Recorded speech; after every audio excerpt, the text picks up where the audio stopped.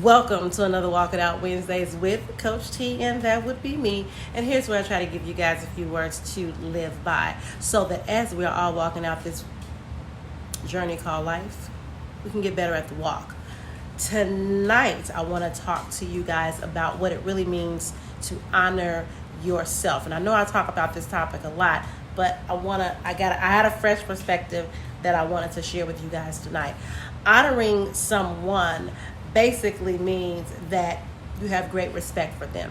When we neglect ourselves, we're actually dishonoring ourselves. And that is what I'm going to come to correct tonight. This notion that we should practice putting everyone and everything above ourselves is no more noble than you giving a homeless man $1 when you actually need that dollar to get your bus ride home. Okay? Now you and I both know it costs more than $1 ride the bus today, but just go show you last time I wrote it, okay? But you get the point. Point is that I can't be out here helping others at a detriment to myself, and neither can you.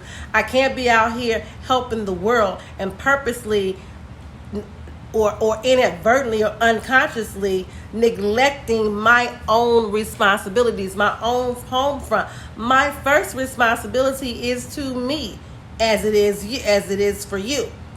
I must have a healthy working love and esteem for myself first.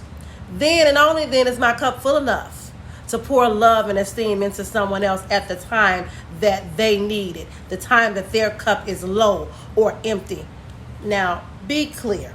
My cup does not have to be completely filled to the rim in order for me to pour into you. However, I cannot pour from an empty cup, and neither can you. So, that tells me that we have to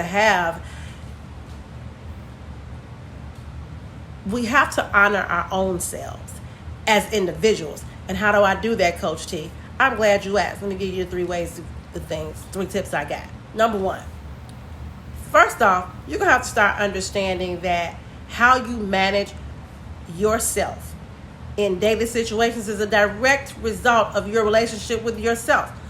Your very first relationship that you are acutely aware of is the ongoing one that you have on a daily basis with yourself, okay? We must learn who we are as individuals.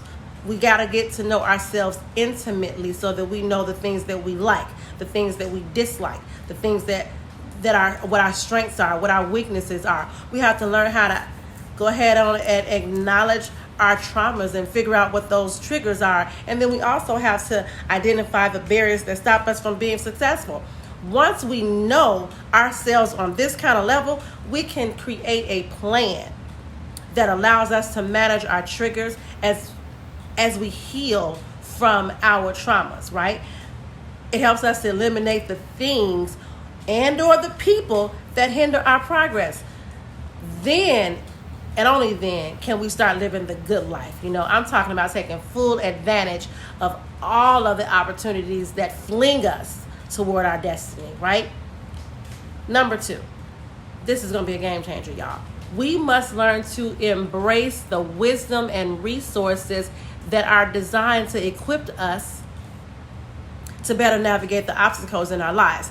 So many times we just refuse to learn from our mistakes. We should refuse to learn these lessons. We keep repeating this stuff over and over and over again. Can't nobody never tell us nothing? Let me tell you something that I learned. And I learned this the hard way. A hard behind will always make a soft. A hard head will always make a soft behind. Our family matriarchs and patriarchs have probably been telling us repeatedly this all of our lives. Guess what? Let me be real. Let me just tell you something. They were right. They were right. They were right. Part of honoring yourself is not rejecting opportunities to learn and grow and improve and evolve in life. Do you not know that when you do this, you cheat yourself out of the opportunity of becoming who you need to be so that you can make the impact on the world that you're supposed to make, simply because you have this knowledge, that skill, that experience. You can't fulfill your destiny ill prepared, my loves. That's the truth.